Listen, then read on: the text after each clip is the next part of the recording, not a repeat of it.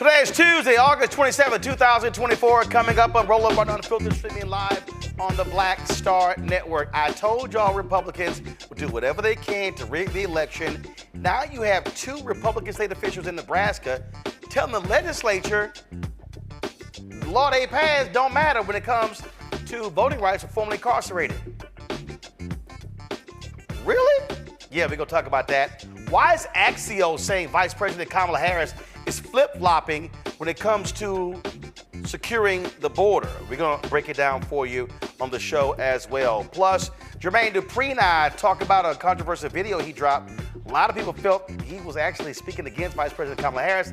He wasn't, but the video will explain exactly what's going on. Also, Republicans don't like local control. Republicans say they like local control only when they are in control. In Tennessee, Republicans in the state are saying to Memphis, oh, y'all pass a gun control measure, a non-binding measure, we're going to withhold $80 million. I told y'all these people don't play fair. And a judge in Florida says no bond for the former cop who killed an airman. We'll tell you about that as well. It's time. Oh, yeah, by the way, Jack Smith has re-indicted Donald Trump for what took place on January 6th. We'll break that down for you as well. It's time to bring the funk. I'm Roland Martin Unfiltered on the Black Star Network. Let's go. He's got whatever the miss, he's on it. Whatever it is, he's got the scoop, the fact, the find. And when it breaks, he's right on time and it's rolling. Best believe he's knowing. Putting it down from sports to news to politics. With entertainment just for kicks, he's rolling. It's on go, roll, y'all. It's Roland Martin, yeah. Rolling with Roland now. He's funky, he's fresh, he's real, the best, you know he's Roland Martin now.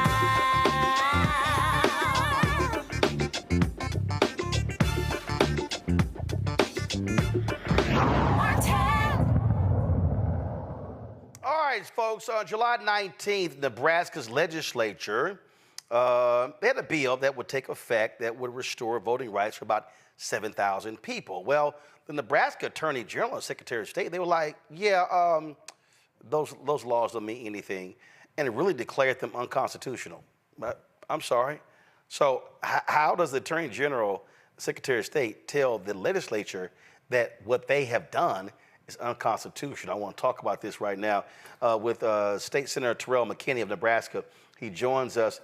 I'm confused here. So walk us through here.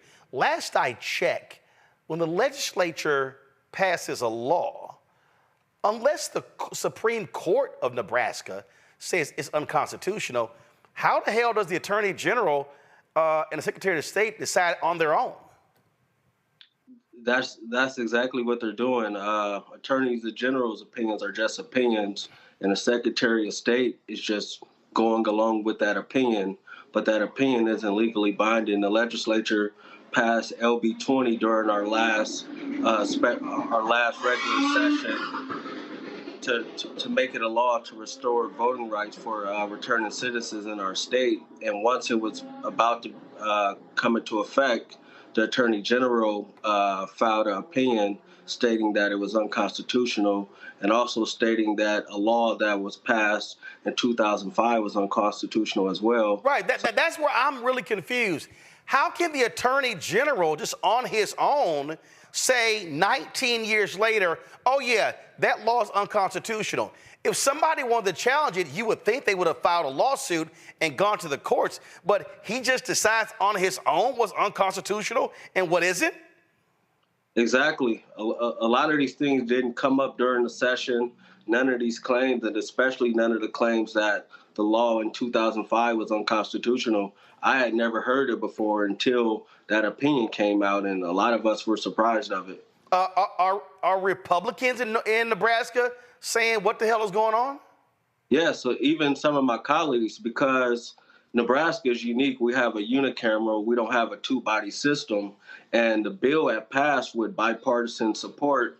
So even when my colleagues Looks like your signal froze. Like what is going on? Actually, hold on 1 second. Your signal froze. You said my colleagues, and you froze. Go ahead.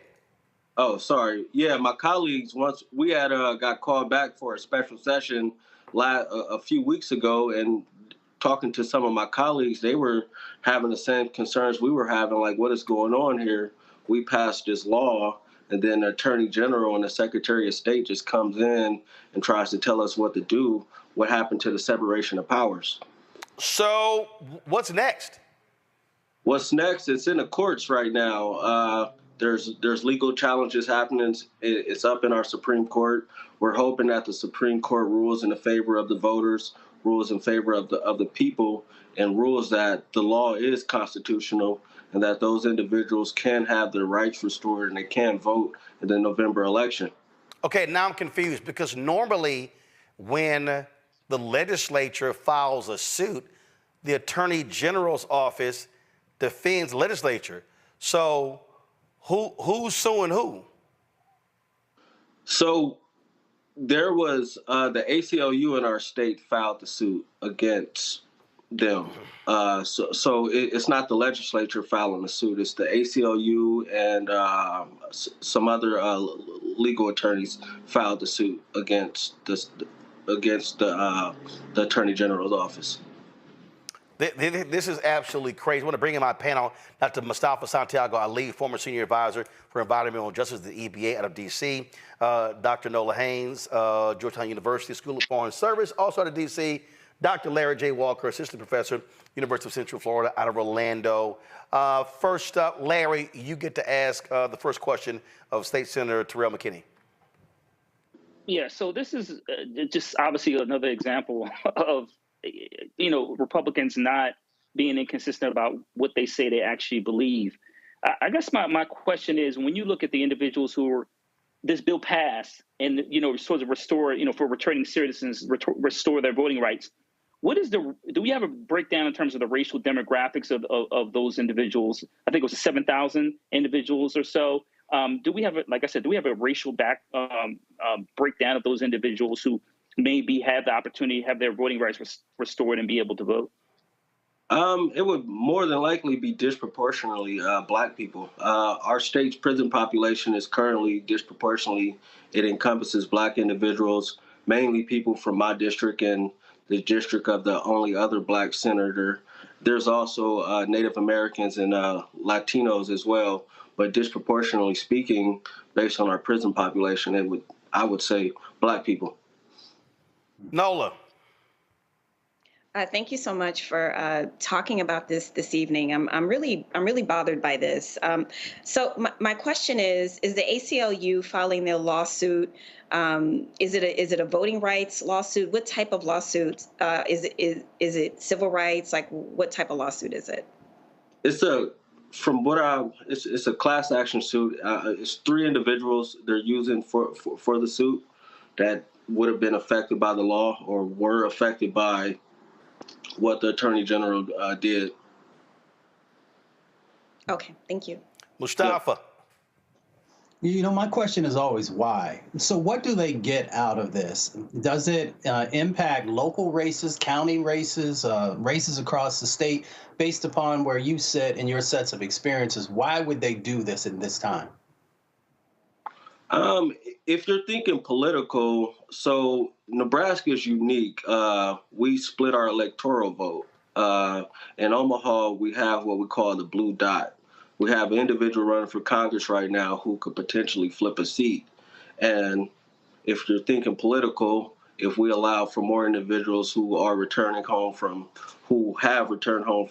incarceration to vote, they could potentially help in flipping that seat to a blue seat.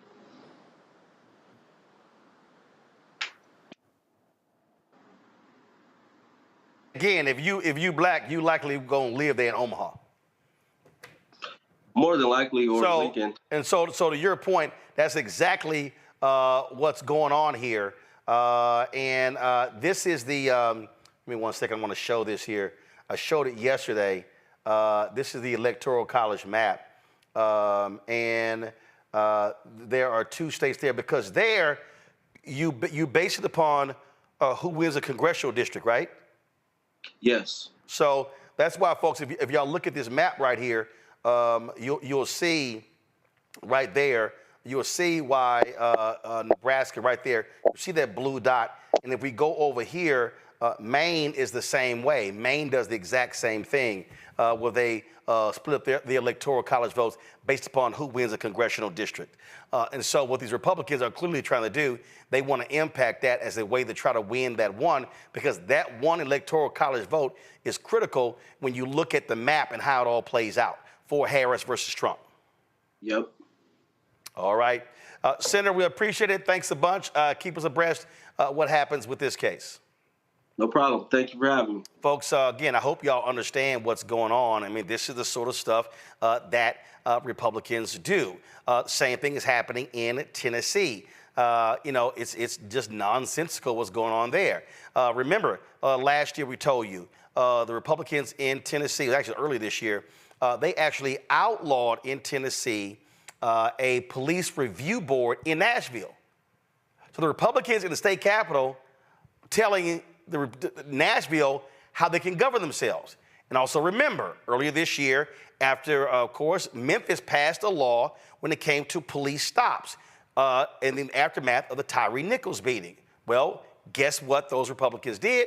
They were like, yeah, Memphis, y'all can't do that. So they passed a bill in the Tennessee legislature telling Memphis how they can respond. Now what they're doing is the same thing. So in Tennessee, Memphis wants to do a non-binding measure regarding guns. Republicans are like, yeah, no, that's not gonna happen. And if you do that, we're gonna withhold sales tax money from you, almost some $80 million. This is the dastardly stuff these folks do, Mustafa. We saw this when it came to Confederate monuments in Alabama, in Florida, in North Carolina, in South Carolina. This is how these white conservative Republicans want to control majority black cities or Democratic cities. So in Mississippi, Jackson, when it comes to Tennessee, Memphis, Nashville. And so Republicans want to use their power in the state capitol to tell democratically elected people in cities how they should govern. So they are imposing their white conservative values on these largely black or Democratic cities.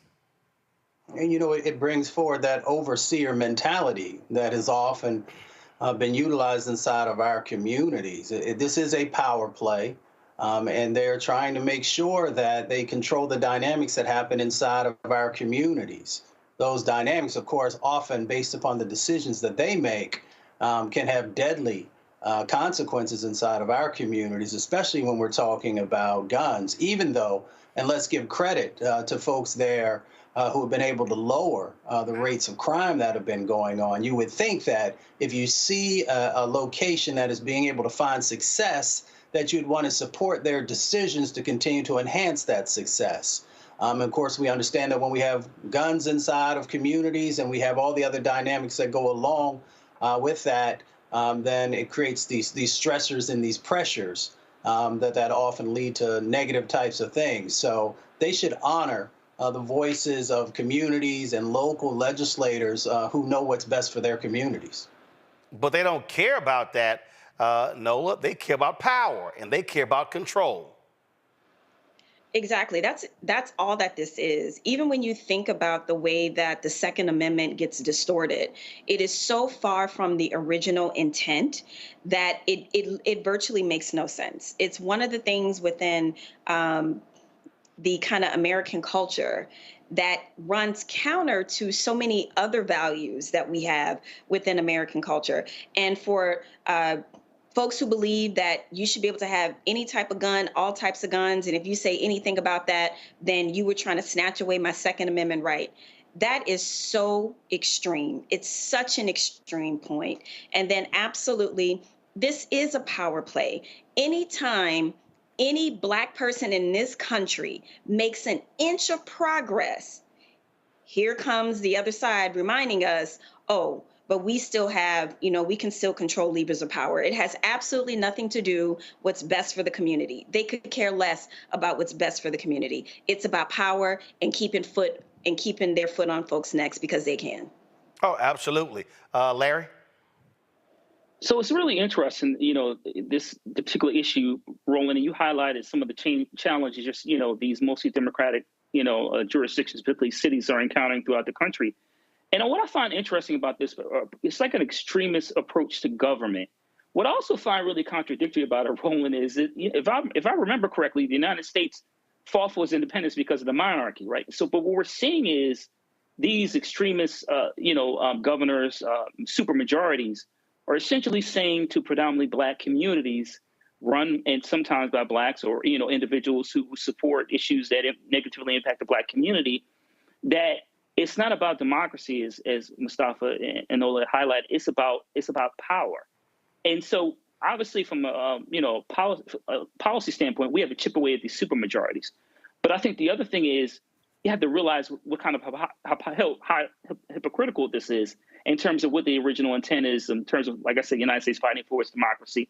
And now what we have here is, like I said, governing by extremism, which is essentially what it is. Well, that's exactly the case, and they are very extreme. And so this is just how they roll. They want to dominate these cities, want to control them. And this, look, I mean, in Missouri, the legislature there almost took over the St. Louis Police Department. They already control the Kansas City Police Department. And it was so shameful there. In Missouri, they passed a statewide ballot measure increasing the amount of money that the citizens of Kansas City have to pay to the police department. How you got people in other parts of the state telling Kansas City how to spend their money? That's because Republicans want to keep the city under control. And again, they have been trying to get control over the police department in St. Louis. And so that's what happens when they do not want Black folks in power. Gonna go to break. We'll be right back. Roland Martin Unfiltered, the Black Star Network. When we come back, why is Axios saying Vice President Kamala Harris is flip-flopping when it comes to the border when she and President Joe Biden supported a compromise bill with Republicans that Donald Trump told Republicans don't vote for because he wanted the issue to campaign on? Axios is full of crap for it, and we're going to call him out. You're watching Roland Martin Unfiltered, the Black Star Network. On the next A Balanced Life with me, Dr. Jackie, how to live the dream without it turning into a royal nightmare. We'll meet an entrepreneurial couple who've been living the dream for nearly 30 years, and they're still going strong, speed bumps and all. I was all one trying to hold back, but he thinks he could do anything. He's like, no, we're going to do it. Let's do it. Let's just jump into it. And it has worked. It's a thing of beauty, literally. That's all next on A Balanced Life on Black Star Network. Next on Get Wealthy with me, Deborah Owens, America's Wealth Coach, women of color are starting 90% of the businesses in this country. That's the good news. The bad news, as a rule, we're not making nearly as much as everyone else. But joining us on the next Get Wealthy episode is Betty Hines.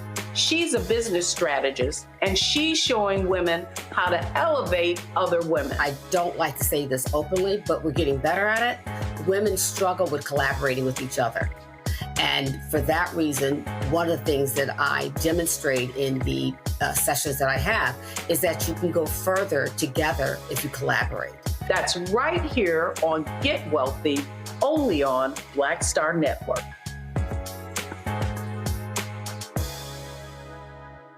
Me, Sherry Shepard, and you know what you're watching, Roland Martin Unfiltered.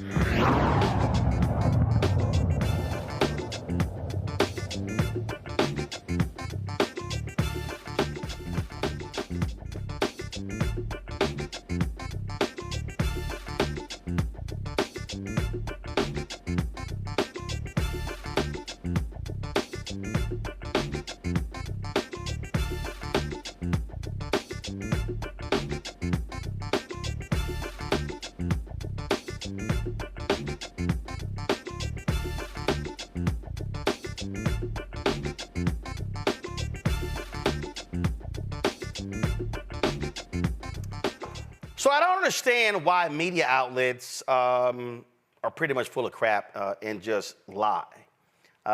We keep seeing this over and over and over again, and it's actually pretty stupid. So the folks at Axios, dropped a tweet today that said this. Y'all have it, pull it up.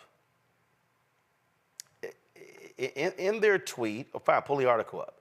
Harris flip-flops on building the border wall. This is their article. Now, they're saying that she has changed her position because she said in her speech that if, you know what, I'm not going to say. This is what she actually said. All right, so, y'all, she said in her speech, all right, she said in her speech that, well, you know what, that was a compromise bill, and Republicans backed out of it, and I'm going to reintroduce that bill, and if it's passed, I will sign it into law. It was the bill by Senator James Lankford out of Oklahoma. It would provide 22,000 new Border Patrol agents, 41,500 new detention facility beds, and again, Republicans tanked it. So I don't understand how they can say she's flip-flopping when, as vice president, she and President Joe Biden compromised on the border bill. See, Nola, these are the games we see playing with these media folks. They're playing Republican games by saying, well, she's a flip-flopper, when, as vice president, they compromised. The woman said, yo, I'll sign it into law. I'm trying to understand, where's the flip-flop?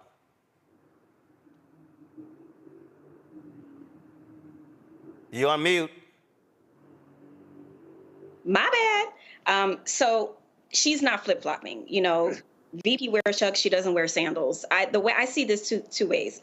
I see this as the media trying to poke her to have sit-down interviews with folks, because that seems to be the latest talking point. That seems to be the latest thing that people are concerned with. I can't tell you how many people have texted me and said, well, you know, it does kind of look a little bad that she hasn't talked to anyone. And I'm like, are you saying that, or did you hear that from somewhere? You know, so that's one part of it. It feels like they're trying to force her hand to have to respond in the way that they want her to respond. And the second point is, this is a national security argument, in that part of what the Republicans are trying to do is say that she's weak on foreign policy and national security. And the border is all about national security.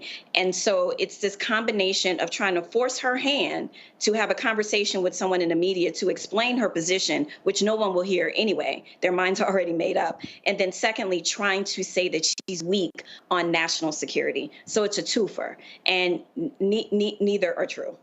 So again, this is the games they're playing, folks, here.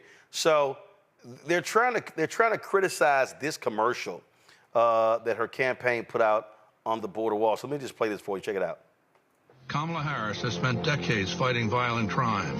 As a border state prosecutor, she took on drug cartels and jailed gang members for smuggling weapons and drugs across the border. As vice president, she backed the toughest border control bill in decades. And as president, she will hire thousands more border agents and crack down on fentanyl and human trafficking.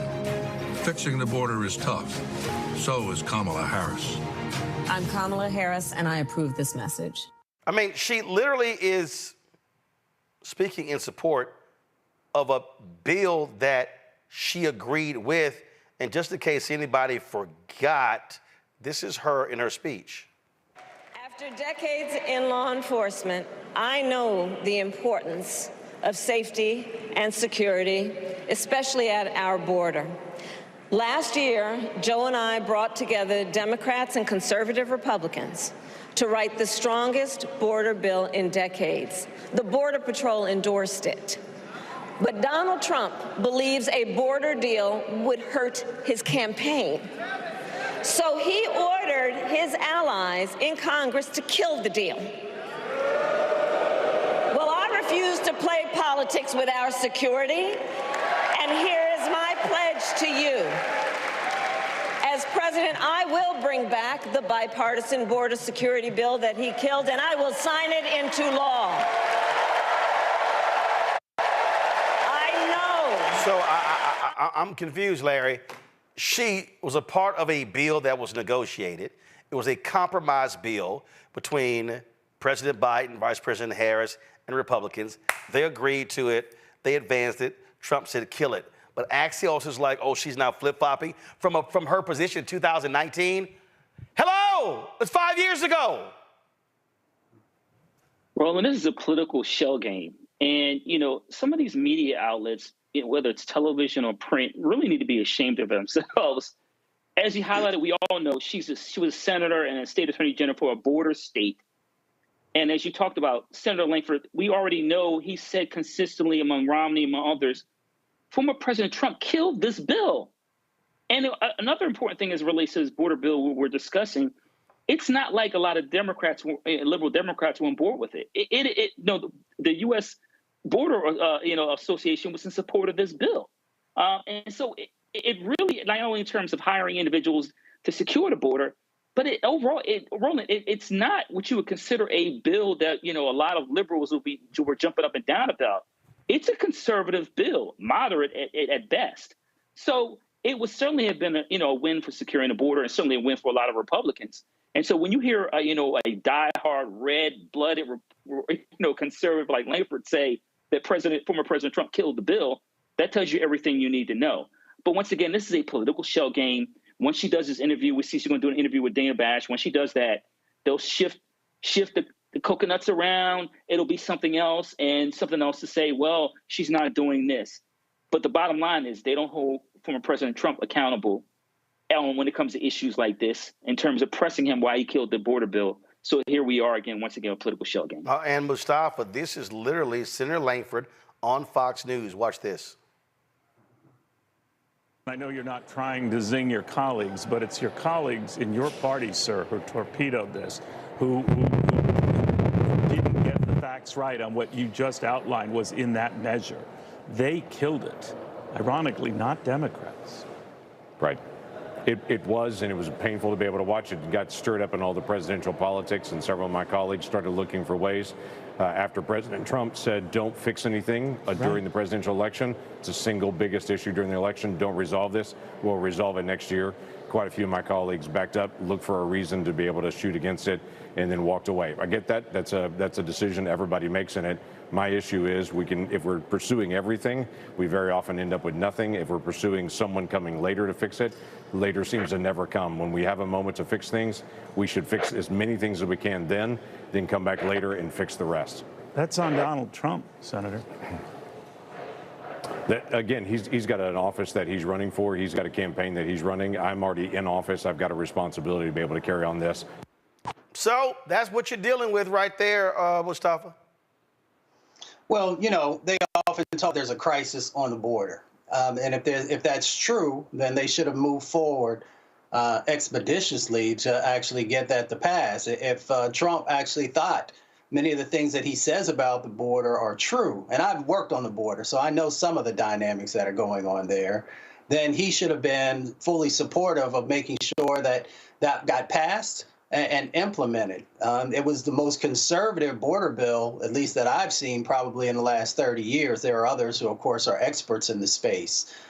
So they had an opportunity to do something. They chose not to. Axios could have waited until after both the vice president and the governor have their first press conference or sit down, and they could have heard what she talked about. And then if they wanted to run the story based upon what they heard, it might have had a bit more legitimacy.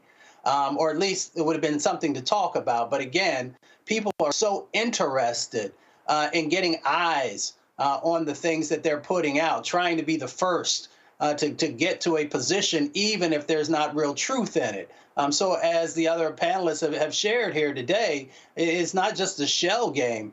You're doing a disservice to journalism. You're doing a disservice to people who are trying to make decisions about whom they want to give their vote to.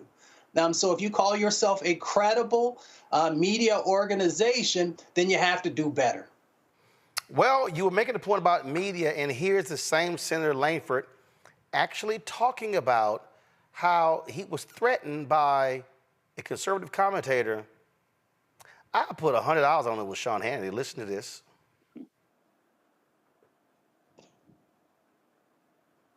Some of them have been very clear with me. They have political differences with the bill. They say it's the wrong time to solve the problem, or let the presidential election solve this problem. In fact, I had a popular commentator 4 weeks ago that I talked to that told me flat out, before they knew any of the contents of the bill, nothing was out at that point, that told me flat out, if you try to move a bill that solves the border crisis during this presidential year, I will do whatever I can to destroy you, because I do not want you to solve this during the presidential election. By the way, they have been faithful to their promise and have done everything they can to destroy me in the past several weeks. What we're dealing with, they do not want to solve this issue, Larry, at all. It's a game, Roland. I mean, and what bothers me most about this issue and other issues is the American public are not hip to what's going on at the bottom line. And, listen, once again, Langford, he's a red-blooded conservative, right? It's not a moderate. He votes with, former President Trump probably 99.9% of the time. So this idea that he's being attacked and trying to solve an issue we know was an issue we need to solve for decades speaks volumes about in terms of where some of the media outlets are and how much power they have as it relates to influencing policy. Absolutely. Kamala Harris, Vice President Kamala Harris and Minnesota Governor Tim Walz have announced that they're going to do their first sit-down interview with CNN's Dana Bash, taking place on Thursday. A lot of media folks have been whining and complaining, oh my God, they're not doing any interviews, they're not doing any news conferences. And Mustafa, they've been whining, saying, we don't know what her policies are. Actually, we do. They kind of talk about them in speeches. They've talked about them at the convention. So I'm sort of confused by these people who are so clueless that they say, we don't know what her policies are.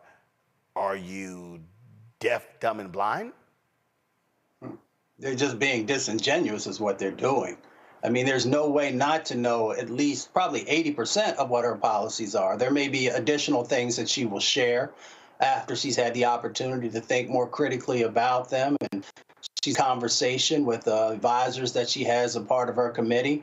But Vice President Harris is a brilliant politician. She is a brilliant strategist, and I'm sure that she will have policies that resonate with the vast majority of Americans.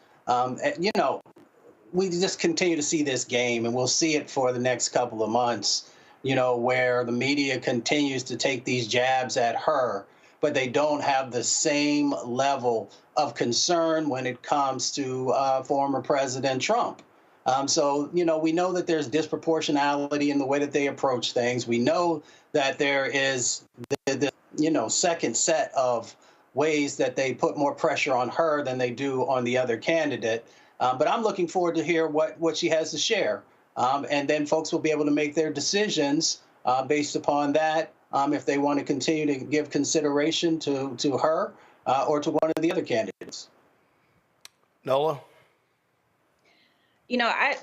I'm so happy we're talking about this, because I see this as part of the larger conversation around the campaign using content creators at DNC. And I know many of them, they are wonderful. The way that they deliver information to the American population is a way that I definitely can't do it, a way that a lot of people in legacy media cannot do it. And I think some of this is that, even with the Tulsi Gabbards and Nikki Haley's of the world, some of this we are seeing is just hating on VP, period.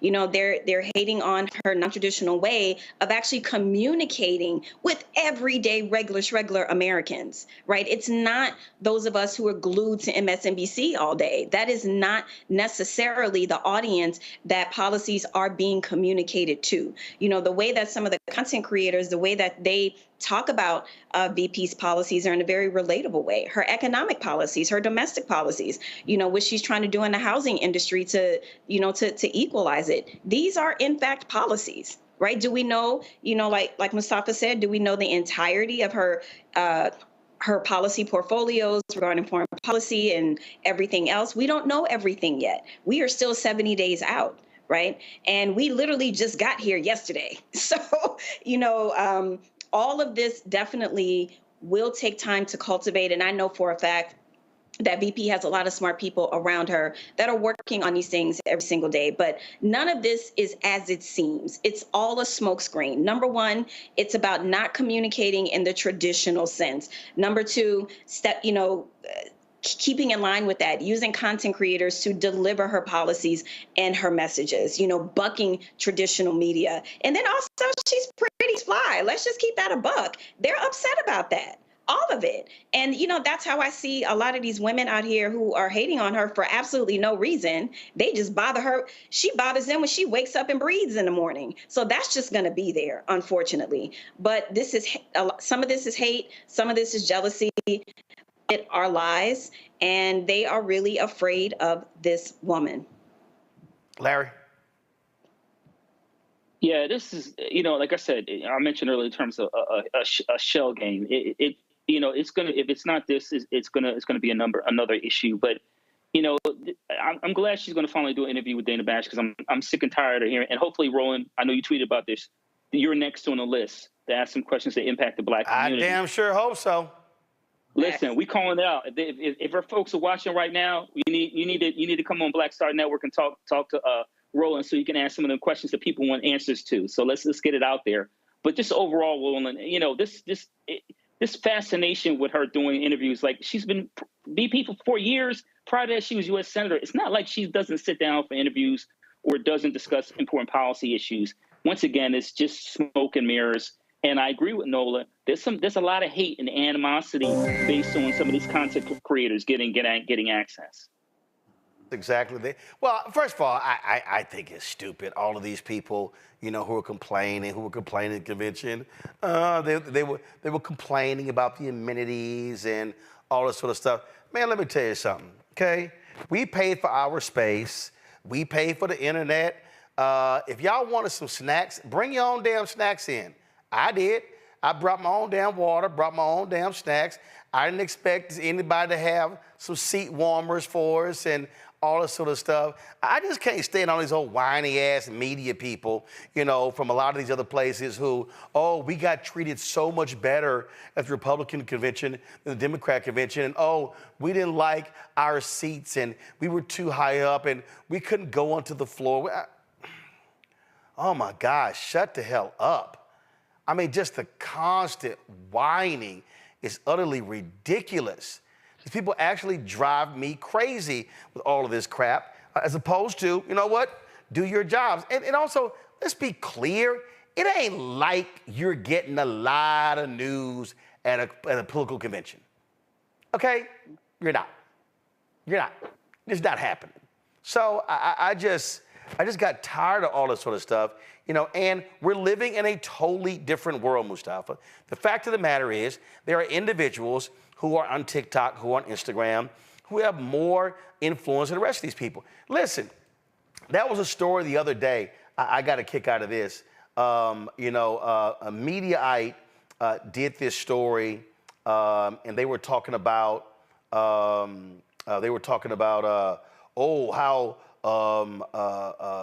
what's that silly ass child name? Megyn Kelly. Megyn Kelly did 116 million views on YouTube, and she did more views than NBC and CBS. And then the guys at Midas Touch were like, all right, that's nice, but we did 350 million views last month. And so I hit Mediaite. I said, hell, y'all should say your story should be Midas Touch does 3 times as many views than Megyn Kelly. If a Midas Touch can do 350 million views in a month, then guess what? That's what you do. All of these other media outlets, they're mad, upset because the game has changed. And look, listen, YouTube sent us So last week, when we were in Chicago, I met with our YouTube representative at the Google office. This is what he told me. He said, Mustafa, he said, out of all of the progressive groups, he said, you guys do more views. He said more views than the other progressive groups. He said your average watch time per viewer is higher than all of the progressive groups in your category, including Young Turks, including all the rest of these shows. Some of them, they get more views, but average watch time per viewer, we're higher than all the rest of them. That's the difference world we're living in, and so that CNN, MSNBC, and others can't say. Yeah, and I really appreciate how Nola laid this out, because I think she actually was taking us in the right direction. You know, with evolution, either you can adapt or you become extinct. And we find a lot of the reporters and these commentators, they utilize a technique and a way that's from like the 90s. So folks want flavor. And if you can give them flavor and you can give them information that helps them to see themselves represented and helps them to have an understanding of why their vote matters and how it can help to make change, or if they should be calling somebody out, then that's what people are looking for. And they're looking for it in new platforms as well. They want stuff at their fingertips. They want to be able to get information, think about it, and then go deeper in other places. But unfortunately, you know, sort of the traditional mainstream media has not yet caught up with, you know, what folks are asking for. And then they get frustrated. And when they get frustrated, then you see some of the things that we've been talking about today, where they kind of, you know, just do things that you're just like, wow, really? Where were you trained? And who actually were your mentors and guides, and how you engage with folks and how you have honesty and authenticity in the information that you share. So I applaud all these new content creators who are doing it authentically and who are reaching a whole new generation and helping them to think critically about what do they want for the future, who are the leaders that they want for the future, and how they play a role in helping to make that happen. You know, and it's crazy. It's just nuts. And all they do is complain about it, but it's a new day. You have to reach new audiences in a different way, Nola. Absolutely. I mean, evolve or die. It's that simple, right? And it's not, you know, this is the same sort of argument with digital media. Remember when real journalists were up in arms at journalists who would, you know, pump out stories very quickly for online, for people that wanted to get their news quickly online. They evolved there. So for me, it seems like someone should be saying, wait a minute, there's an opportunity here. Like a lot of these kind of streaming platforms did not do well for some of these legacy media networks. Maybe if they had a Kenny, if they had a Condi, maybe people would have tuned in on some of those platforms because they're being talked to the way that people talk to each other at home. I mean, the way that I express myself here is definitely not the same way I express myself with friends. You know, it's just a different type of conversation. But people want that realness. People are tired of the kind of stale, robotic way of communicating information. This is the last thing I'll say, and I'm still upset about this. I had a media hit when Tim Walz was announced for VP. I got dinged for being too happy.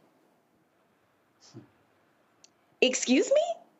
When all I do is talk about death and war and conflict, and the one day I show up having a little bit more energy, have a smile on my face, it's a big to-do in the, you know, in all the conversations with producers and stuff like that.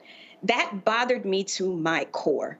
So when I see my friends in Chicago and the content creators doing their thing, and let's keep this a buck, that is a hustle. They hustle for those interviews. Right? It's their own creativity. There isn't a team around them helping to put packages together, to help them put shows and ideas together. This is coming from them. So they are a threat, and I understand why they are a threat, because they are creative. People are watching them and they're tuned into them. And VP understood that. And that is one of the reasons why legacy media is coming for her. Yeah, and they hate the fact. Look, if she does an interview with me, Larry, they'll be like, oh my God, how dare you? They want to be the gatekeepers. So they don't want her talking to black radio. They don't want them talking to bloggers. They don't want them talk. And here's what's so funny. Ezra Klein used to be a blogger. Oh, so now all of a sudden he works for the New York Times. Oh, now he's great and wonderful. And so these are the games they play. They want to control everything. They want to be the ones. And guess what? Their influence is not what it used to be. It's just not. CNN's ratings are at lows they haven't seen since the early 1990s. Sorry, that ain't my fault.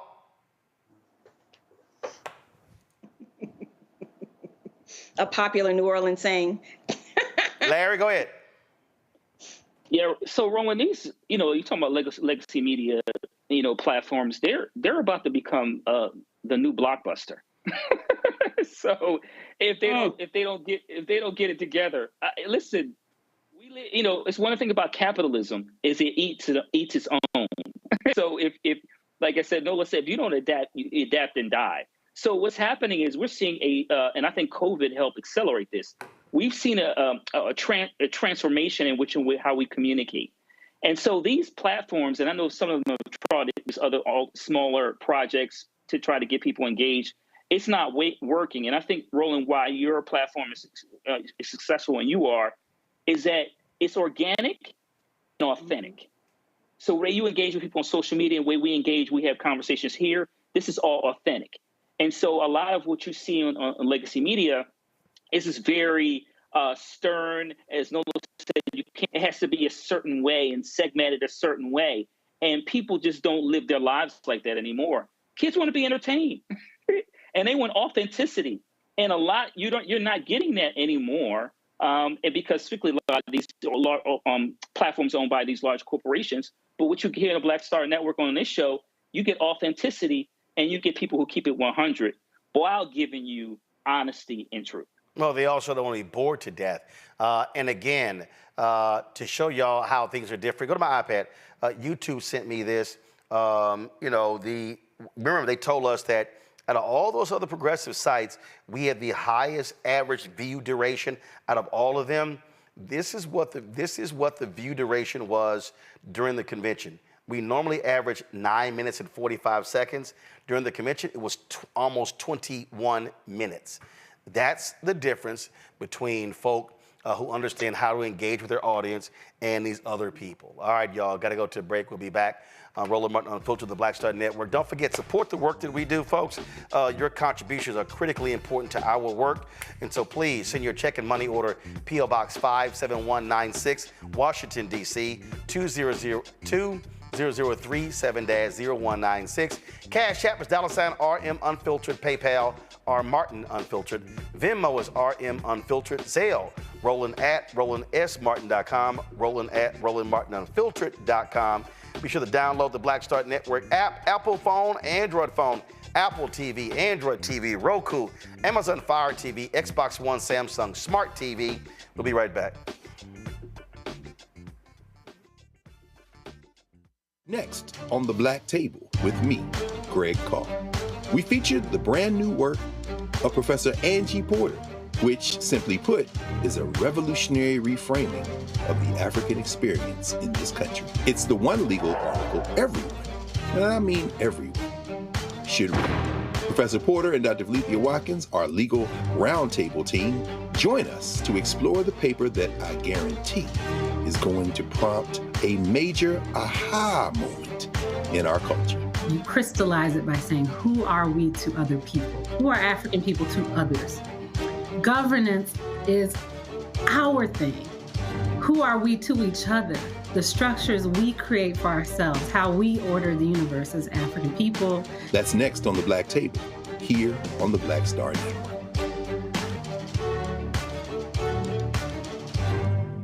Coming soon to the Black Star Network. I still have my NFL contract in my house, having a case. It's 4 of them, my 4-year contract. I got a $600,000 signing bonus. My base salary for that first year was $150,000. Matter of fact, $150,000. $150,000. That's what I made, $150,000. Now think about it. My signing bonus was a forgivable loan, supposedly. When I got traded to the Colts, they made me pay back my signing bonus to them. I had to give them their $600,000 back. Wow. Yeah, I was so pissed. Because, I try to be a man of my word. I'm like, you, I'll give you your money back. Even though I know I earned that money, right. I gave them their money back. I gave them $600,000 back. But yet, I was this malcontent. I was a bad guy. I'm about the money. It wasn't about the money. It was about doing right. Because I looked at, because you look at contract. Look at John Elway. John Elway was making $1 million, $800,000. I was making $150,000. I was doing everything. And I'm like, but yet I got so many letters, so I just play for free and all that kind of stuff. You don't forget that kind of stuff. Right. That stuff is hurtful.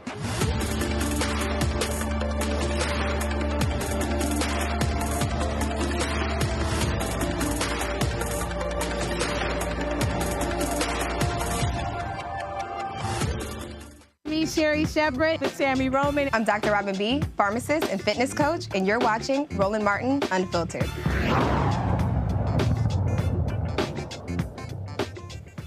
I've told y'all on numerous occasions how Fox News is absolute trash. And one of the most despicable individuals there is Jesse Waters. This is what this sexist asshole actually said yesterday. Listen to this crap. It's been 3 years since Kamala boasted about being the, quote, last person in the room when Joe Biden decided to go ahead with the Afghanistan withdrawal. Jesse, people consider you to be the last person in the room because that's because everybody keeps trying to ditch you. Yeah, they just left. Right. But you understand the reference, Greg. Yes. Is that she was somehow involved in the decision, and it was her wise guidance that he was relying upon. Listen, she was the last in the room in Afghanistan. She was the border czar, and she was the deciding vote on trillions of inflationary spending. On those 3 most popular Joe Biden items, she's basically like a conjoined twin. You cannot separate the two. And let's talk about foreign policy. What is her foreign policy? This is where the president has his most impact. You have a lot of room to maneuver there as commander-in-chief. We don't know who she is. We don't know what she believes. She's going to get paralyzed in the Situation Room while the generals have their way with her. Right now, Jesse, Jesse, I don't like that. Figuratively, Take again, it back. have their way with her, control her, not in a sexual way.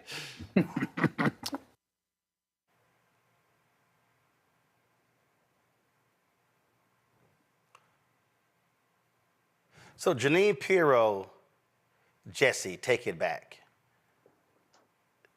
Dana says, Harold Ford says nothing. And then at the end there, this little, oh, I didn't mean it in a sexual way, this little smile. Oh, yes, you did. And you know what? Suzanne Scott, the CEO of Fox News, won't rebuke him, won't call him out, won't admonish him, won't take him off the air. This is the kind of stuff they encourage. Nola, here's what everybody needs to understand. And this ain't even September yet. You're going to see far more sexist, misogynistic, and yes, racist attacks on Vice President Kamala Harris the closer we get to the election. It's going to happen on Fox News. It's going to be on social. It's going to be on other conservative platforms. It is going to happen. Yes, it will happen. And I needed to take a deep breath because I am so bothered by that clip. I am bothered by that clip as a Black woman in foreign policy who knows generals, who sits at tables with them. And to portray them as if somehow they wouldn't listen to the commander-in-chief. You know, to have some sort of sexual innuendo and then giggle about it is also insinuating that somehow the generals will do what to her if she's the last person in the room. Okay, so it's problematic from the positionality of them making a joke about it, talking about her being the last person in the room, and then also making generals seem like they are sexist and they will do some sort of harm or sexual violence to VP. That's what my ears hear as a woman. Okay, so that's the first part. The second part is regarding Afghanistan. I've been talking a lot about this because, you know, the Afghanistan case means a great deal to me. I worked on that mission for 2 years after the withdrawal. And what I've been trying to remind people of is how we got to where we are in the first place. While they were sitting there making gross, violent, sexual jokes, because that's how I interpreted it, they didn't say anything about the Doha Agreement. They didn't mention anything about what we gave up in that deal in turn for no terrorism. And let me sit here and tell the American people right now, there are 24 terrorist organizations operating in Afghanistan sitting here today as we speak, not because of President Biden and VP Harris. It's because of the Trump administration. And I'm not saying that to be divisive. I am saying that as a policy person. I am saying that as a person who was once a global terrorism expert. This is my wheelhouse. So for them to give, you know, their viewers and their watchers part of the story, which is what they do, and then to laugh and joke about generals not, you know, respecting her and, you know, possibly wanting to do some sort of sexual harm to her, the way in which they created that visual for their viewing audience not only made her inept, you know, made her ineffective, but then you just completely demeaned her and took away all of her agency, all of her strength and intellect. And while I know that's going to continue, Roland, until the, you know, to the election and beyond, that right there was a different level of gross. And I really hope somebody at the Pentagon contact Fox News and let them know that was not okay, because it wasn't. And see, what this does is, what this does, Larry, it contributes to this notion that a woman cannot sit at the table, which is pretty stupid because you've got a woman vice president. We've had multiple women secretaries of state who have been in the Situation Room, who have been at the table. You've got women governors who have overseen the National Guard. But this is the kind of sexist, ridiculous stuff that happens in this country, and this goes to also show you why this nation has yet to elect a female president. It's just a very important point, and we should highlight that, you know, various nations throughout the country, Liberia, Germany, UK, currently Barbados, among others, have had women as leaders of the government. So the United States, as you noted, is behind the majority of other countries in the world. And that's because of sexism. Let's just call it for what it is. Also, as you played that clip, Roland, let's refresh the memories of those who are watching. That's a cultural issue with Fox, because they have a cultural problem with sexual harassment. Yep. O'Reilly was fired. They had several lawsuits. They had to file. Oh my God! Bill O'Reilly, Eric Bolling, God used to be at CNN. It was just on the tip of my Ed Henry. I mean, we can go off-air people as well. A whole lot of folks. They had to pay out a lot of money for sexual harassment at Fox News. Yeah. So this is a cultural problem that they need to address. And as Nola noted, you know, this is going to accelerate the closer we get to the election. And unfortunately, Black women always don't have faced the brunt of this, whether it's in this, you know, on TV or corporate America or in higher education. Let's be honest, wherever sisters are and wherever they excel, there are often those, particularly white males, who struggle to adapt, because their beliefs are rooted in these ideas about sexist ideas about what women can and can't do. So we need to continue on this platform to call it out for what it is, and instead it's sexism. and we won't have anyone talking about the VP like that. Yeah, and it plays. Really talking about Putins of the world, Roland. That's who he's really talking about. He's talking about those so-called strong men of the world. That's what he really wanted to say, but was too cowardly to say. Well, and again, Mustafa, if you're a man sitting at that table, you immediately check that fool for that kind of crap. If you're a man involved, if you're somebody who just goes along because you want to keep getting a check, then you allow that type of foolishness, that trash, to continue to be spewed and move forward. You know, we often highlight, you know, different media organizations and entities that are falling short. We did that earlier on the show. You know, often people will say, well, that's just Fox News. You know, that's just part of the culture. That's just the way they get down. You know, the question becomes, when do we reclaim our power? Even though probably the vast majority of folks are not regular Fox viewers, you are, in many instances, probably contributing and purchasing from the advertisers who support this type of stuff. Oh, first of all, if you have cable, a significant part of your bill is going to Fox News. Yeah. So we've got to find ways of actually addressing these things, because if we were just going to ask for their humanity and their character to move into the 21st century, it's probably not going to happen. You got to, unfortunately, hit people in the pockets, and it has to come in multiple ways, and it has to come from folks not just saying, well, you know, that's just too bad that they said something like that, to actually getting active and taking a look at who are the advertisers and stop giving them your money. And then, of course, having those conversations also with cable companies, which I know, based upon a number of shows that we've talked about here, you know, a number of times here on the show, that it's not as always easy in dealing with some of the cable companies. But we have to raise our voices to what our sets of expectations are and what we will allow and what we won't. And until we do that, you're going to continue to have these types of folks saying these types of things and demeaning folks who come from our communities and others. Well, absolutely. And it should be called out. It should be blasted. And again, executives at Fox News should have the guts to actually say something and do something about it. Unfortunately, they have yet to do so, because guess what? They consider him to be one of their stars. And so they allow this kind of crap to go on. And of course, the other male and female hosts at Fox News and don't say anything. And so you'll never, you know, Harris Faulkner is not going to say anything. You know, Will Cain is not going to say anything, because they are silent. They will sit here and allow that nonsense to go on. All right, y'all. When we come back, I'm going to play for you video. Jermaine Dupri, let's just say, got a lot of people hot with a video that he dropped on social media, on Twitter last week. And I saw it. I tweeted something about it. He called me.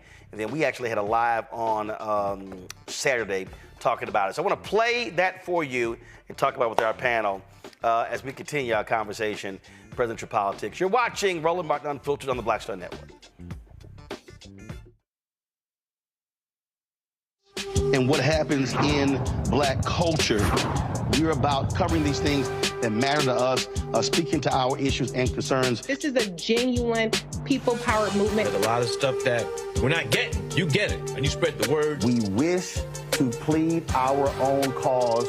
Too long have others spoken for us. We cannot tell our own story if we can't pay for it. This is about covering us. Invest in black-owned media. Your dollars matter. We don't have to keep asking them to cover our stuff. So please support us in what we do, folks. We want to hit 2,000 people, $50 this month, raise $100,000. We're behind 100,000, so we want to hit that. Y'all money makes this possible. Checks and money orders go to P.O. Box 57196, Washington, D.C. 20037-0196. The Cash App is $RM Unfiltered. PayPal is R Martin Unfiltered. Venmo is RM Unfiltered. Zelle is Roland at RolandSMartin.com. Hey, it's John Murray, the executive producer of the new Sherry Shepherd Talk Show. You're watching Roland Martin Unfiltered.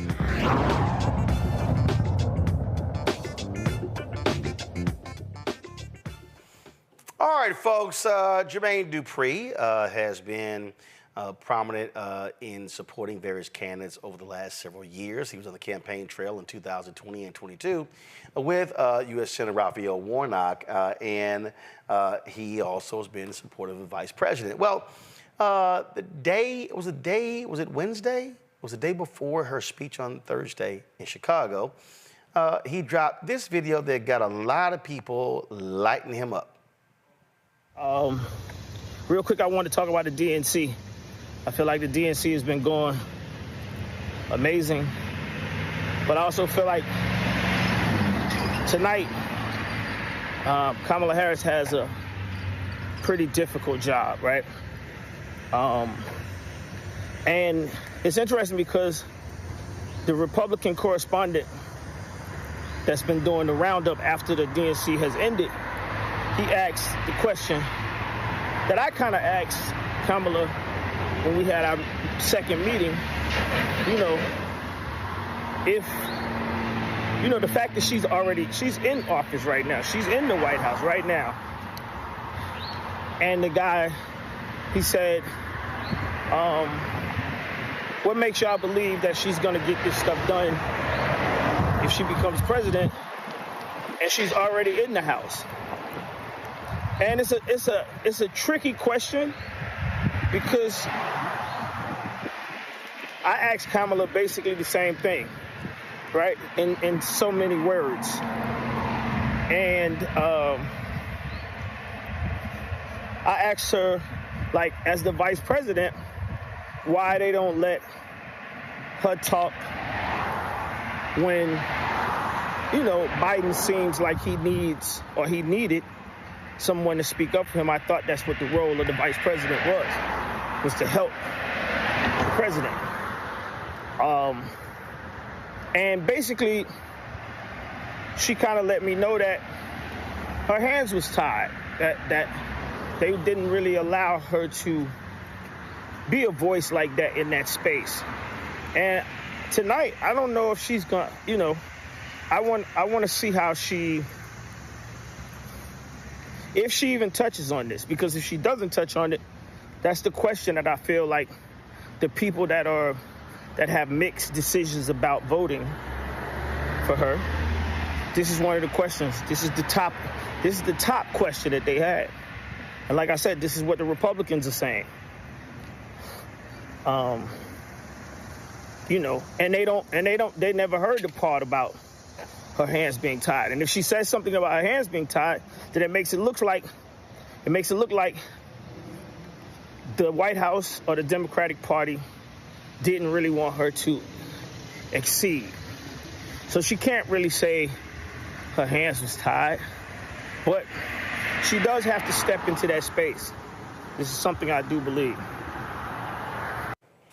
Well, boy, after that video dropped, man, he got cooked on social media. I mean, folk were dropping all kind of videos, going after him. And I had tweeted, I was like, yo, Jermaine, before you drop something like that, hit me in the future before you do. And so Friday, he hit me up. We talked on Friday, and he said, hey, let's do a live chat on Saturday to talk a little bit more about this with the general public. And so we did, and here's that conversation. I need you to give them a little context on how you viewed what actually was happening as opposed to what actually happened. So here's the deal, folks. The Republicans, so when Jermaine posted the video, he referenced a Republican commentator on CNN who was saying, well, she was there. Why couldn't she do this while she was president? While she's vice president. And so when he and I talked last night, the Republicans, their strategy is to blame her for everything. So their deal is, well, if any of y'all saying you can't hear, it's on your device, y'all. Trust me, everybody else can hear. So if you can't hear, it's on your device. All right. So just letting y'all know. Okay. So here's the deal.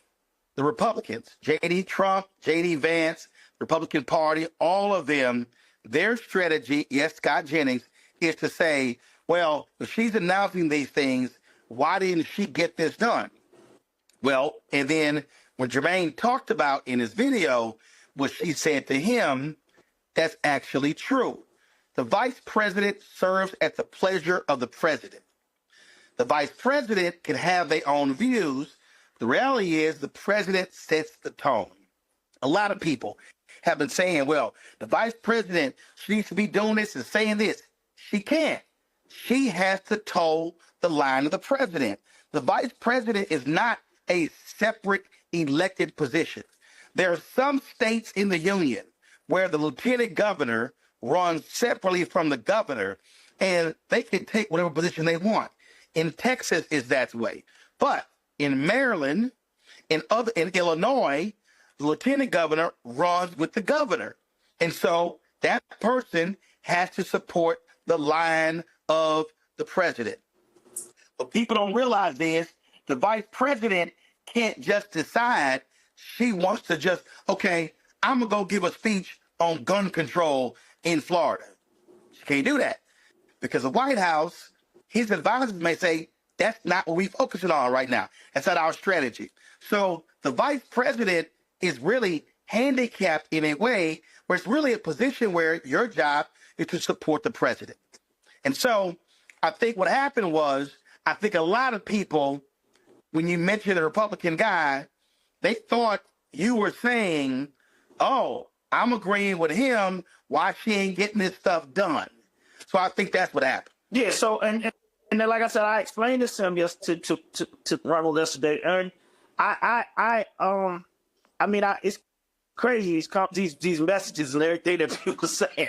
You said they was cooking me or you woke up. And they going crazy. But, you know, one of the things I said to you last night that really shook me crazy was that as many people have so much things to say about me, it's crazy that the Dems that are voices, they're not saying this right. When the public and you told me. Right. And that's the part I want everybody to understand. Right. I'm sitting here watching TV, I'm watching CNN. I'm not sitting here saying CNN. I don't do all that. I just watch TV. You know what I'm saying? I'm watching TV. I see people who have an opportunity to say exactly what you said. Right. And they're not correcting these people that's on TV. Right. So when I was on CNN for 6 years, black people would say, man, you talk the way we talk. Man, you say what we say in the barbershop. You say what we say at home. So you're right. When you're sitting opposite of Scott Jennings, you got to jump in his ass. You got to say, you got to push back immediately. Otherwise, he is controlling the narrative and he is setting the narrative. And that's really what you're talking about. What you're talking about is you want folks to, because like when we talk, you were like, got it. Like it wasn't that hard because it's also a part of what their strategy is. And so here's the other piece. Now that she's the nominee, so she now actually has two jobs. So she is the nominee, but she's still a vice president. Biden is still president. This is the part I was saying it was tricky. When I said it's tricky in my video, this is exactly what I was talking about, people. So he's going to explain to y'all the tricky part, right? So Vice President Harris, if she has her own view on Israel-Gaza, it has to be nuanced because she's still the vice president. The president, there's only one president at one time. The president sets policy. The president sets the agenda. She can't state exactly how she feels or where she will go until she's sworn in. Until she put that right hand and she raises her left. And so she has to do a dance in terms of what she will do. So what she's saying is, if I'm president, I'll do this. If I'm president, I'll do. No, y'all, I'm not trying. Y'all, listen, I'm not trying to help Jermaine save face. I'm telling y'all, I saw the video, and then when we talked, I said, Jermaine, here's what I think happened that caused people, and he was like, yeah, you're right. I said, like a couple of things got just sort of, and I said, so I understood it. This ain't no different than when I talked to Stephen A., and he said something, and I think a couple of points sort of got meshed together. So, y'all, we not. That's, by the way, anybody out there that think I don't have to say face. I asked a question. That's all I did. If you're scared to ask questions in America, you ain't gonna never be nowhere close to me in status. Right. Understand that. So the whole point of this is that so when we're talking about it being tricky, it is tricky because listen, I'm gonna go back. Biden and Obama running as Democrats because of where the country was. They said publicly they were against gay marriage. Truthfully, they actually were for gay marriage. In fact, Obama had signed a pledge when he was a U.S. Senate agreeing with gay marriage.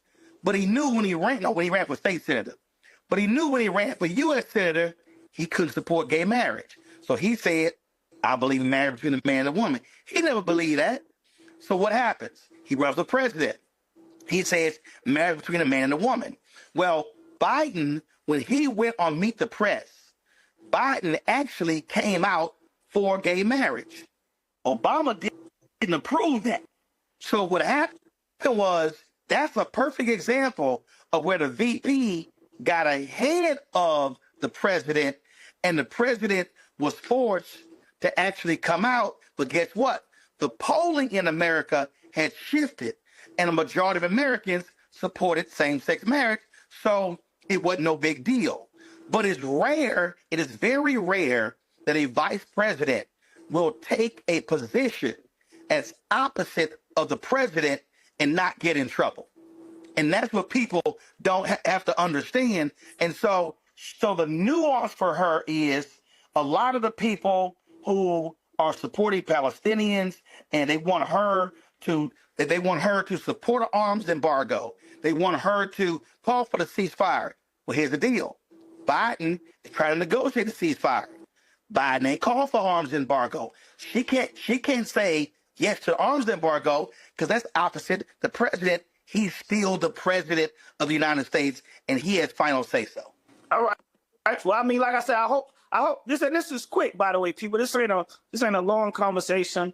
He and I spoke last night. We got a clear understanding. I just want to make sure everybody hears what's happening and understand. I am not a Republican.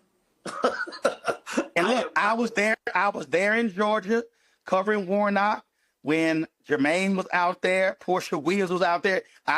We got the video. I covered the rallies.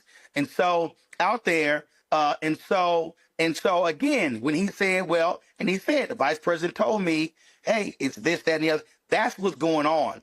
And so even when y'all heard her speech, she's saying, if I'm president, I'll do these things. But the reality, but the goal of the Republicans, they want to tag her with any failure. So that's why, and look at the talking points. Scott Jennings, Charlie Kirk, J.D. Vance, Trump, the Republican Party, they all say the same things.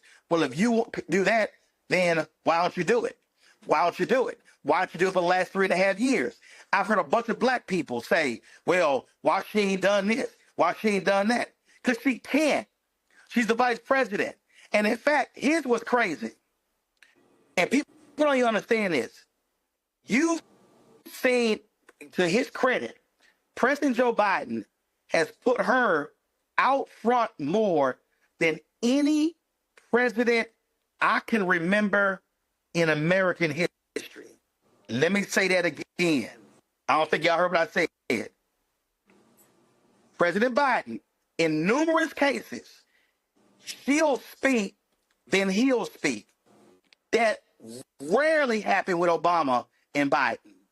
It didn't happen with Trump and Pence. It didn't happen with Clinton and Gore, Bush and Cheney, Reagan and H.W. Bush and Dan Quayle. It didn't happen. I mean, you can keep going back. It just doesn't happen a lot. So a lot of people, including black people, have had expectations for Vice President Harris that does not go with the job. Now, some of y'all said, well, they muzzle her. Y'all, I'm trying to tell y'all. Okay, let me just make it real. Jermaine has a company. I got a company. If somebody works for our company, they can't just run out and say, oh, yeah, we're going to sign so-and-so to Roland Martin's Black Star Network. we gonna sign so-and-so to Jermaine's company. And Jermaine like, your ass don't talk for the CEO. You are an employee of the CEO. Yeah. It's the same thing. And if they get out of line and they mess up the business, they out of line. So folks don't understand that. So they got to stop acting like, she can say whatever. In fact, you have more freedom to speak as a U.S. Senator or a House member than you do as the Vice President. Because you have at the pleasure of the President. Because the President could have dropped. See, people don't understand. Some elite Democrats, Jermaine, went to Biden and said, take her off the ticket. She's a drag on the ticket. Find somebody else. The president can listen to everybody clearly. President Joe Biden could have said, Kamala, I'm replacing you from the ticket. And there was nothing that she could say or do because it's his choice. That's crazy. And I want to, before I get off, I want to talk about, so as I'm sitting there watching TV and the Democratic convention ended, they had 10 people that CNN claimed were, what was the name of these people? Commentators. Oh no, that was a focus group. Yeah, the focus group. It was 7 or 8 undecided. Yeah, undecided people, right? So at the end, the last person was a black man. And the black man said, see, I'm still voting for Trump. And the guy said, why? What made you say this, right? And he said, she spoke well. She sounded intelligent or whatever he tried to say. He said, but she ain't really lay out no policies. And this is the part that I feel like I said, they continue to keep harping on this. And this is the part that you told me about yesterday, is that because I keep hearing people say, but she still hasn't put up policies up on the website, right? This is something that I see they keep talking about. And you told me yesterday she can't write her policies as of yet because she's still under the policies of Joe Biden. That's correct, right? I'm saying that, right? Right. So here's the deal. Real quick, Vicky Dillard, you a lie. I wasn't fired by CNN. Nice try, because you ain't never been hired by CNN. So here's the whole deal here. I mean, I love people that just lie, and they just lie. Is she lying? So here's the whole deal here. When it comes to, again, so first of all, CNN screwed up. That guy, all he had to do was check his Twitter feed. He was a Trump supporter. He wasn't undecided. He got MAGA crap all over his social media feed. So that's a lie. It ain't no different than Fox News interviewing people by saying so-and-so is undecided. And there's a lie. They literally recycle people. So CNN needs to come out and admit that they screwed up by having that guy on. And then he said, well, she not ready. I'm sorry. Let me be clear. She's been a district attorney, state attorney general, a U.S. senator, and vice president for 4 years, but she ain't ready? Donald Trump had never served in public life in his life. Never. But he ready? Oh, wait a minute. J.D. Vance has only been a U.S. senator for 2 years. He was elected in 2022. So he ready? Get the fuck out of here. But see, again, this is a narrative that they're trying to frame to say, not ready, but she's absolutely ready. In fact, I'm about to hurt some of y'all feelings. Vice President Kamala Harris has more political experience right now than Obama did when he was elected. He was a state senator. He was a U.S. senator for 4 years, and then was elected president. So she's been DA, Attorney General, U.S. Senator, Vice President. That's a resume. But again, the Republican strategy is so what you heard, and what you're saying is, why don't y'all other commentators hit back? Why don't y'all, listen, the position that I had when I was on CNN was I'm putting people in rhetorical body bags. I ain't let nothing the slide. We hitting everybody, every single thing. And in fact, somebody sent me this text and they right. Remember, Mike Pence refused to go along with Trump in a certification of the ballots, and Trump was going to let him get killed. Trump was going to let him get attacked. So everybody got to understand what's happening here, the political game. The right wants to frame her as being weak, ineffective, inexperienced. And what you're saying is you want to see folk on the left, progressives, fighting for her and hitting them back and pushing back on their BS. Yeah, because I see somebody just comment, they said my comment of me saying what she told me could have hurt her. And I'm like, no, I'm not. That's a lie. God, every person, listen, people know the vice president is a limited position. I mean, it is.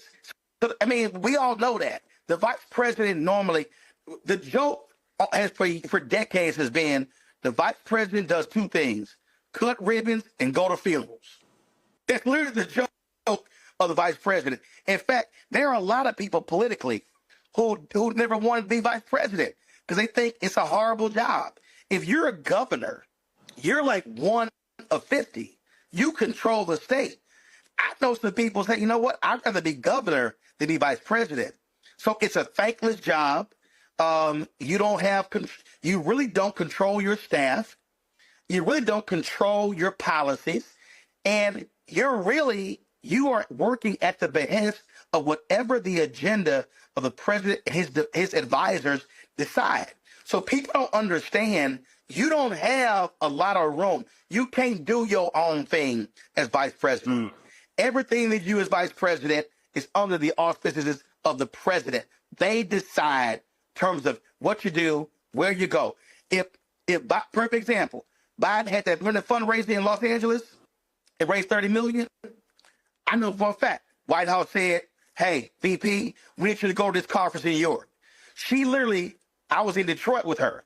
Bruh, I think it was that trip. She came home, landed, changed bags, and went back to the airport and flew to Europe for a conference. That decision was made that quick. When the Tennessee 3 got expelled, what happened there? It was a Thursday. White House was like, yo, we need to go to Tennessee. Next day, she in Tennessee. So you don't really control your movements or where you go. You do it in consultation, but really, the president's staff decides what the VP does. All right, well, look, I'm in Vegas. I'm going to go party. You know what I mean? It's the middle of the day. I just finished my speech in New Orleans to a group here, so give it to Dumbo. I wanted you to come on so we could get this out of the way and people, you know what I mean, they could stop, you know what I mean, trolling me and try to drag me. What you said they was whatever you said they was doing up to me on my page. You know what I mean? But I'm saying anybody out there that don't understand this conversation from this conversation that we just had, I feel sorry for you. You just a sad individual because it's very apparent to me by CNN or whoever else that planted that black guy that they're trying to make the world believe that black men, such as myself, Roland, any other black man out there, are not with Kamala Harris. And I think that that's what a lot of y'all reacted to me doing. Y'all thought as a black man that that's what I was doing. That's not my stance.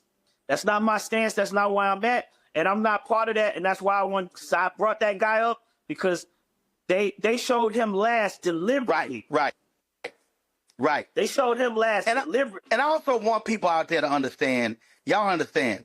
When I saw it, I tweeted, Jermaine texted me, we talked last night. There are other celebrities who will hit me up, say, Ro, give me a breakdown on this here. So people need to understand, there are celebrities like Jermaine, Michael Bivins, Johnny Gill, and others who I talk to, we communicate, we trade notes. Now, some other people out there, they just go off, like Waka Flocka hit me, was like, yo, we need to talk. I was like, yo, hit me. I ain't heard from him. So this is about, again, when I saw people's response, I saw the video, and I knew what he was saying, but I also knew how a couple of things sort of got meshed together and why people responded. So that's why I was like, yo, let's talk. So that's what this is all about. And I hope a lot of people got educated who didn't know about the stuff we just talked about. They got a better understanding of what the role is. That's right. All right, my brother, thank you. All right, President. All right. We'll do it again. Thank you for everybody that joined me. I hope y'all got what y'all needed to hear. I'm going to party. All right. Deuces.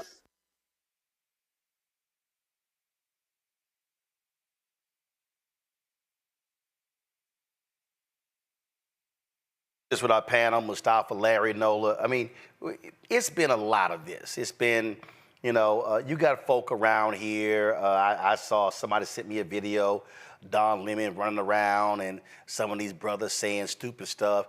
And what kills me, Mustafa, you got these brothers running around. Yeah, I had some dude on some, he was it was on some, I think it was on Jermaine's page. He's like, yeah, we had more money in our pockets, when Trump was president. Then I had to say, okay, so who fixed the economy that Bush left us in a recession? Obama, Biden. Who handed Trump a thriving economy? Obama, Biden. What did Trump, Pence leave Biden, Harris?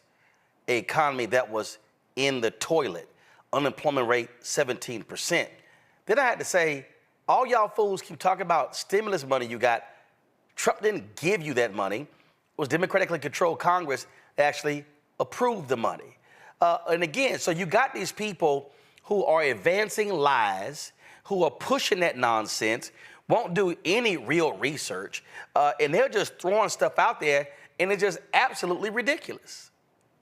Yeah, some people just want to be contrarian, but other folks, everybody knows me. I'm an optimist. I like to see the best in people, and I like to think that for some of these folks, it's just that they're not educated. They really don't understand the rules of the game, if I could say it that way.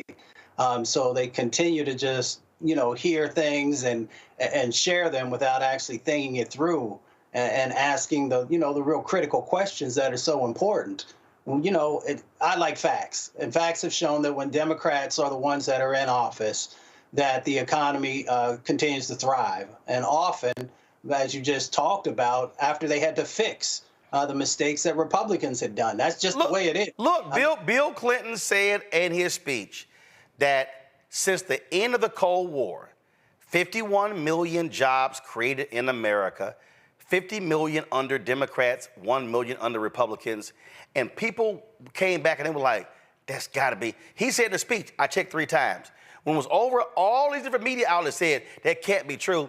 It's true. So 50 million to 1. So how in the hell is Trump and Republicans better on the economy? Nonsense.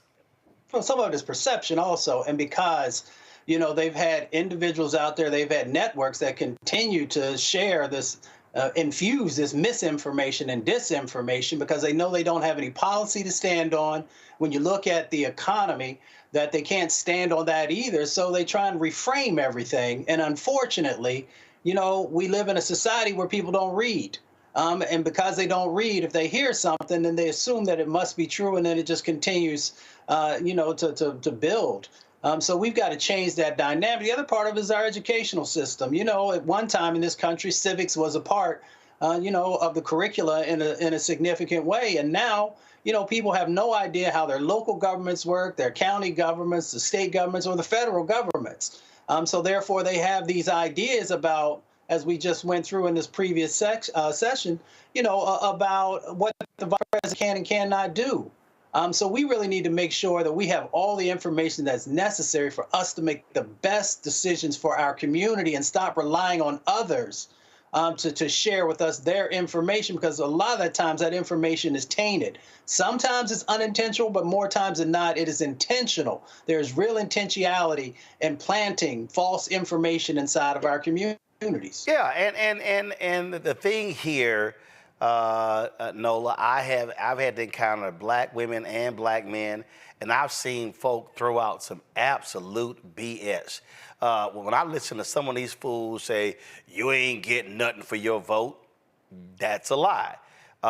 First of all, if you sit your ass on your couch at home and you don't vote, you absolutely ain't getting nothing for your vote. But the reality is, when we talk about what do you get for a vote? That also means that after the election, you must stay engaged and then begin to demand change. That's what folks don't seem to understand.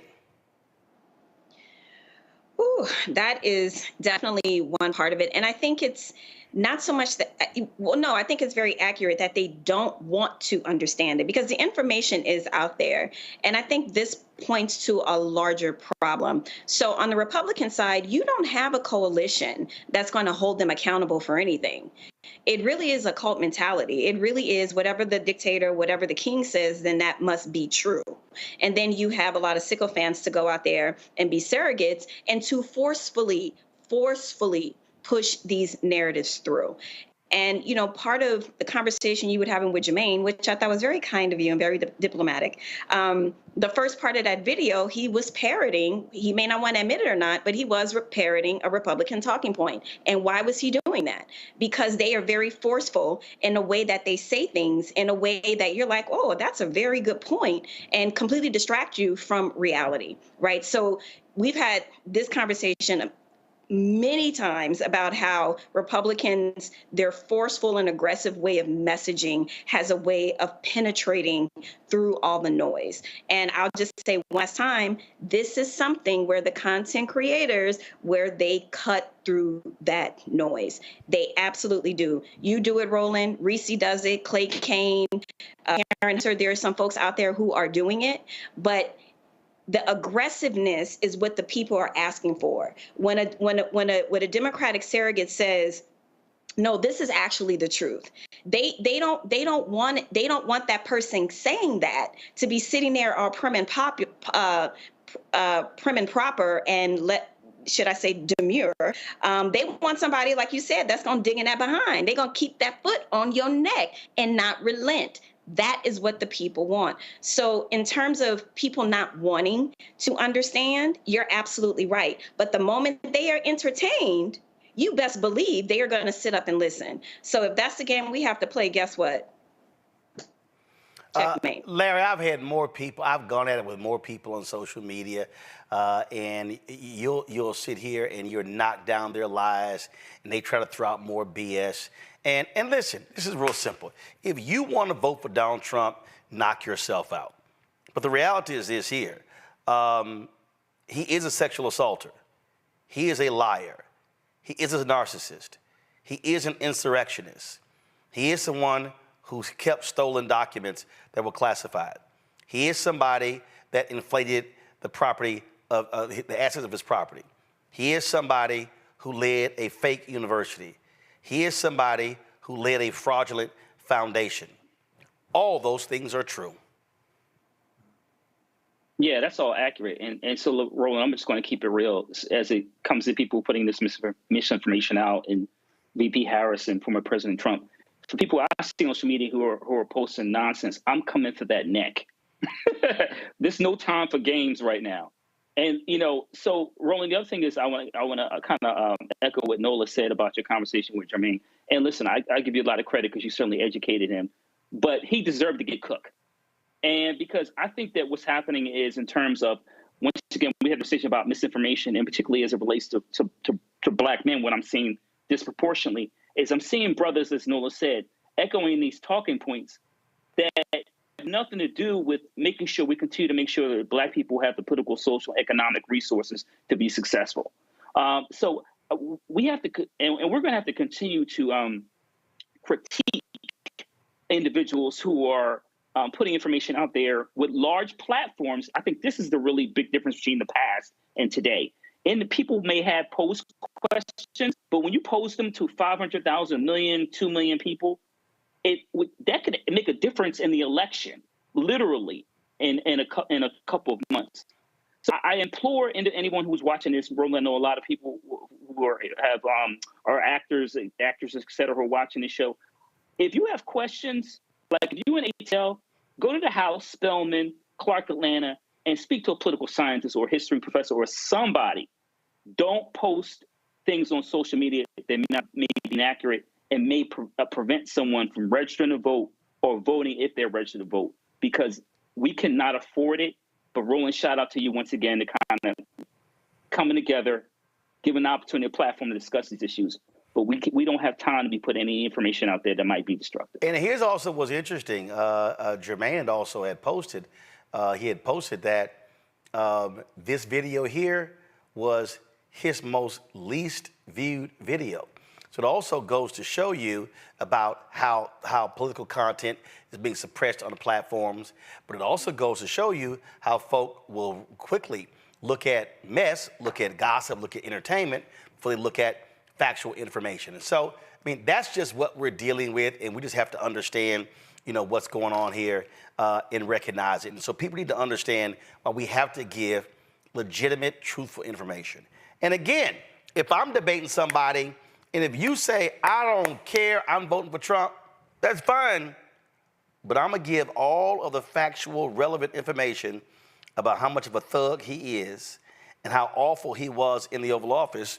And so you're going to have to deal with it on your own, but I'm going to still give it to you. Going to a break. We'll be back. Roland Martin Unfiltered on the Black Star Network. Support the work that we do. Join the Brina Funk Fan Club. Send your check and money order. P.O. Box 57196, Washington, D.C. 20037-0196. Cash App is $RM Unfiltered. PayPal, R Martin Unfiltered. Venmo is RM Unfiltered. Zelle, Roland at RolandSMartin.com. Roland at RolandMartinUnfiltered.com. We'll be right back. Hatred on the streets, a horrific scene, a white nationalist rally that descended into deadly violence. White people are losing their damn minds. As an angry pro-Trump mob storms the U.S. Capitol, we're about to see the rise of what I call white minority resistance. We have seen white folks in this country who simply cannot tolerate black folks voting. I think what we're seeing is the inevitable result of violent denial. This is part of American history. Every time that people of color have made progress, whether real or symbolic, there has been what Carol Anderson at Emory University calls white rage as a backlash. This is the rise of the Proud Boys and the Boogaloo Boys. America, there's going to be more of this. Here's all the Proud Boys, guys. This country is getting increasingly racist in its behaviors and its attitudes because of the fear of white people. The fear that they're taking our jobs, they're taking our resources, they're taking our women. This is white fear.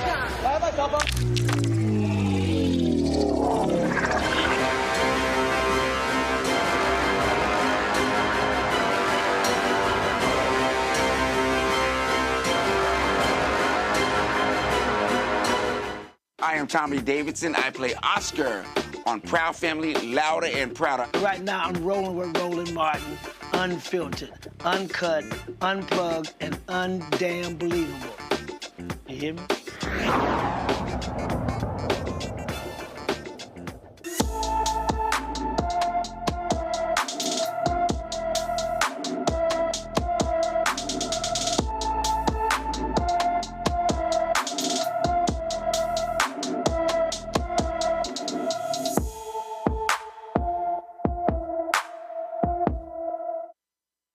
All right, folks, Anthony Edwards has been missing from Chicago since August 7th.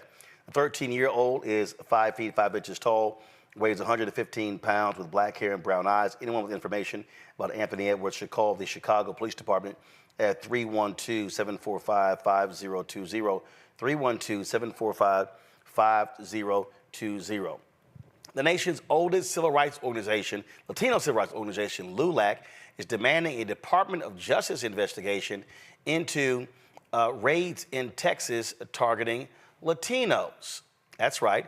Texas Attorney General Ken Paxton led this particular raid alleging voter fraud. LULAC is requesting the DOJ investigate Paxton's office for violations of the Voting Rights Act. The organization is accusing Paxton's office of carrying out illegal searches based on voter fraud. The Justice Department confirmed receipt of the letter from LULAC and the ACLU, but declined to comment further. Last week, Paxton's office announced that it was launching undercover operations and an investigation into reports alleging some organizations in Texas are unlawfully registering non-citizens to vote in violation of state and federal laws. Here's what's crazy here, Larry. This was based upon a false report, a lying report on Fox News by Maria Bartiromo. That's what started this whole deal. It was based upon a lie. And so what you have here, especially with data now showing Vice President Kamala Harris bringing Trump's lead in Texas down, significant Latino support for her as well. This is absolute the targeting of Latino voters, trying to scare them. So I want to say the first point I want to make is I hope people realize this doesn't happen in healthy democracies. That's the first point. And so secondly, Roland, this is all about the win in November. That's all it comes down to. Thirdly, Roland, you know this is a Texan. Paxton shouldn't even be in office right now. He should have been impeached. He should be, and really he needs to be in jail for all the laws he's broken. So when you give someone like this a pass, you empower them to continue to break the law. So breaking in some 70-year-olds, not having the police kick in the door. She's actually 87. Her name is Lydia Martinez, 87. She's been a member of LULAC for more than 35 years, and she works to expand voter registration among seniors and veterans in South Texas. Yeah, having the police show up at someone's house like that, who's in their 80s, who's had a commitment to civil rights, highlights what this is about. This is not about the rights of people.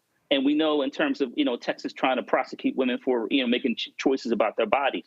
This is consistent along that line about when it comes to actual freedoms and who's deciding who's free to do what. And once again, this is another issue relating to individuals trying to register those from the Latino community. But once again, as I said, this is not a sign from a healthy democracy. And this is why people need to make the right choices in November for the election for president and U.S. Senate right there in Texas. Texas State Senator Roland Gutierrez, he released this video because it's happening in his district. I want to be very clear here on what I have to say. Ken Paxton is nothing more than a crook, a liar, a cheat, an indicted felon that was placed on deferred adjudication for fraud. And what he did in the last week, in the last several weeks, going after Latinos in my district with police officers' guns blaring into grandmothers' houses is beyond the pale. It's beyond that. It is an outright injustice what these Republicans in Texas are doing to perpetuate their fraudulent story that people are voter harvesting. We've seen this age-old story over and over again and over and over again. It's proven wrong. But what it does do, it keeps Latinos from voting. Well, I'm telling you here right now, if you're a Latino and you're out there listening, you must wake up and you must vote and you must stop this injustice from happening. And the only way it's going to happen is if we raise our heads and raise our voices and raise our pens and we fight against these charlatans like Ken Paxton and others that want nothing more than more money and more power. We will fight and we will win. Right there, what you're seeing here, Nola, he's absolutely right. Ken Paxton, he should be in jail. He's an absolutely thug. He was indicted. I mean, I swear that case went on for damn near half a decade. And Republicans, they want to impeach him. But folks got bought off, like Lieutenant Governor Dan Patrick, who got a $3 million donation from Paxton's biggest donor as well. And he was like, oh, no, that didn't impact my view on this. You're right. And then Paxton and Republicans targeted the people who voted against him for impeachment and took several of them out. This is the kind of crap you have going on in Texas. But Republicans there, led by Greg Abbott, Dan Patrick, are running a corrupt thug political operation. First of all, si se puede, honey, I am with Roland. You better go, first of all. Second, what did Ply say today? You either going to vote for the KKK or AKA? I mean, we have seen these thuggish tactics before. Like none of this is new. None of these scare tactics are new, which is why my response to all of this is, Roland, I am tired. And the only course of action cannot just be voting. Some things and laws have to change. The way that rural communities are constantly targeted over and over and over every single election cycle. How is this okay? That's where I'm at with all of this. I think we will get through 24 just fine. I think that we will. But the tactics that are happening in these states and on the ground, that needs to be a different type of mediation. Something needs to happen where our communities are not constantly under threat. And, you know, while I know that the visualization of the KKK versus the AKA might be offensive to some people, when you think about the long history of nation and violence and the type of tactics that are used to keep people from voting, there was a certain group in this country that participated in those types of activities. If they don't want to be branded that way, maybe they shouldn't act that way. Well, but what you have here is you have a media entity that is behind this. Here's ready. Go to my iPad. It was Maria Bartiromo who, it says right here, Fox News, Maria Bartiromo admitted she did no reporting for spouting lies about illegal voting. Her lies on Fox News launched this action by Ken Paxton, and she is still on the air. Fox News allows this blatant lying to happen, and guess what? There's nothing that happens to these people. They just lie with impunity on Fox News. Yeah, we've known that that's not a real news service for decades now. Again, for me, it goes back to what are you going to do about it? And that means that you got to get engaged. So, yes, we got to make sure that we're voting. Yes, we got to make sure that we have a strong Department of Justice. But we also got to make sure that economically, that when we have individuals, entities that continue to attack our communities, that continue to try and destabilize our opportunities to fully participate in the civic process, then we got to hit them in the pockets. And we've got to make sure that we understand what that looks like. And you've got to make sure that you're also, you know, it's not an overnight thing. It's not one day where you say, we're going to do X. It has to be a part of a strategy. Yep. And when we don't do that, then we leave ourselves continue to be vulnerable. And just understand that this is what Ken Paxton said on Steve Bannon's podcast. If you want to understand how these people are using their power to steal and rig elections, listen to this. It's certainly critical to my state, and that's why we fought off these 12 lawsuits. We had them in Houston, we had them in San Antonio, we had them in Austin, we had them in the counties where you'd have the most liberal judges. And it was a concerted effort nationally with lots of money going into it. And just knowing that we had 12 lawsuits that we had to win. And if we had lost one of them, like we lost Harris County, Trump won by 620,000 votes in Texas. Harris County mail-in ballots that they wanted to send out were 2.5 million. Those were all illegal, and we were able to stop every one of them. Had we not done that, we would have been in the very same situation. We would have been on election night. I was watching election night, and I knew when I saw what was happening in these other states that would have been Texas. We would have been in the same boat. We would have been one of those battleground states that they were counting votes in Harris County for 3 days, and Donald Trump would have lost the election. Raleigh, North Carolina. So what he is saying right there is real simple. If people are allowed to vote freely and fairly, Republicans lose. So they can't make an argument. Their way to winning is to suppress votes. Texas has put 1 million people on a suspended list. We keep telling people to check your status. Florida, same thing. They need to cheat to win. We're seeing this in Georgia, in Florida. We're seeing this in Arizona. We're seeing it in Texas. They cannot win if people vote freely. This is the game that they always play over and over and over and over and over again. Tomorrow, we're going to start doing something every single day. We're going to be showing you first of all, be giving you the voter registration deadlines in every single state. So you have that information with you. Now, the last day to register in Texas is October 7th. It's October 7th.